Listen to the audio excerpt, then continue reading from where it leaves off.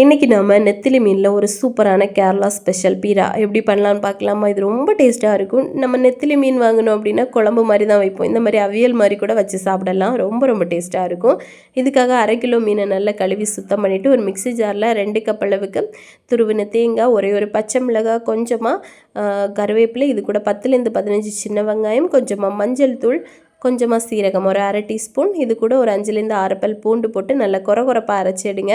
இப்போ அரைச்ச பேஸ்ட்டை அப்படியே இந்த மீனுக்குள்ளே போட்டு நல்லா மிக்ஸ் பண்ணி ஃபஸ்ட்டு வந்து தனியாக மாற்றி வச்சிடணும். இது ரொம்ப முக்கியம்.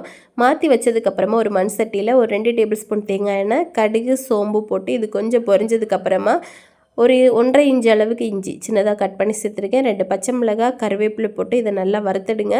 அதுக்கப்புறமா ஒரு 3லேருந்து 4 தக்காளி போட்டுக்கலாம். போட்டுட்டு இதையும் நல்லா மிக்ஸ் பண்ணி கொடுத்துட்டு இது கூடவே 1/2 டீஸ்பூன் அளவுக்கு உப்பும் போட்டு நல்லா மிக்ஸ் பண்ணுங்கள். அதுக்கப்புறமா நம்ம ஆல்ரெடி பரட்டி வச்சுருந்த அந்த மீனை இதுக்குள்ளே போட்டு நல்லா வந்து மிக்ஸ் பண்ணணும். ஏன் அப்படின்னா இப்போலே மிக்ஸ் பண்ணிடுங்க. அதுக்கப்புறமா மிக்ஸ் பண்ணோன்னா மீனெல்லாம் உடைய ஆரம்பிக்கும். இப்போ மூடி போட்டு ஒரு 5 நிமிஷம் மீடியம் ஃப்ளேமில் வச்சு நல்லா வேக விடுங்க. அப்போ இதிலேருந்து தண்ணி எல்லாம் வர ஆரம்பிக்கும்.